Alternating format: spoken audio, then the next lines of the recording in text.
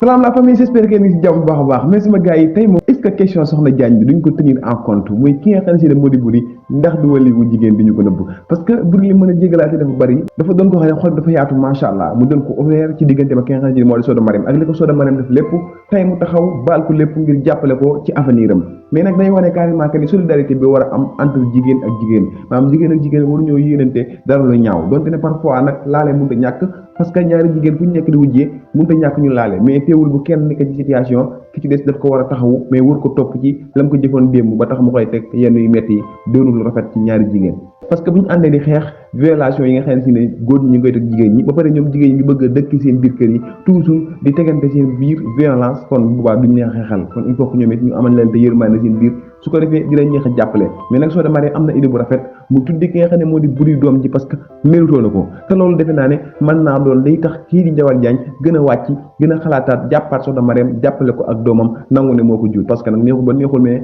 ku ñëpp ne yawa te njaboot gi yëpp nee nañ Ndiawar yawa kon nag Ndiawar doom ji yaay bàyyam mais nag ba tey gis ngeen ki nga xam ne si nag moo di Badlen li ñu doon laam-laame lépp américain assumé na ay responsabilités léegi nag tey jii Badlen moo yor bal bi mooy xool lan lay joué mais nag damay ragal Badlen accepté ki nga xam ne si nag moo di Mimi dem ba ci biir Jaja moom it taxaw assumé ay propos kii di Badlen reculé waat ci digganteem ak Mimi fas yéene dem ci digganteem ak Jaja ndax boo leen xoolee Badlen moom ay mbëggeelam ci Jaja la ko mas a féetalee moom nag Jaja la mas a teg bët moom la mas a bëgg ndax tey jii ak proposition yi nga xam ne si ne Mimi jox na ko ndax du assumé digganteem ak Mimi mais damay tiit mu dem ba ci biir daal di lor ki nga xam ne si ne moo di Mimi ndax dem ba ci biir Jaja taxaw mu bàyyi Mimi su boobaa dina ko def li nga xam ne si moo di kër brisé te loolu vraiment Mimi mérité wul loolu jamono bii nii mais nag sama gars yi defe naa fàtte woon li may waxoon la fois passée ci soxna Diagne ñëwoon naa leen amul benn intérêt ci li muy nekk di wax wala muy xurte amul ko benn njëriñ yàgg-yàgg bu demee ba xam ne amul solution gis na ne Modou Diagne ci ambila bi la nar a continuer da koy digal mu jëlaat xaalis ci Ndiawar Diagne parce que moom gëmul dara